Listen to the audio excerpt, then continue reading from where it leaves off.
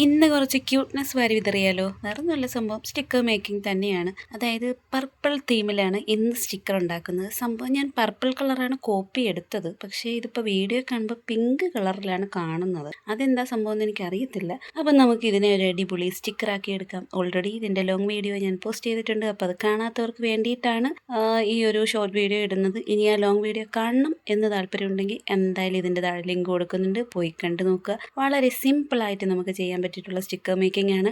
ആദ്യം colour print എടുക്കുക, അതിനുശേഷം ഞാൻ ചെയ്തതുപോലെ സ്റ്റിക്കേഴ്സൊക്കെ ഒന്ന് കട്ട് ചെയ്തെടുക്കുക.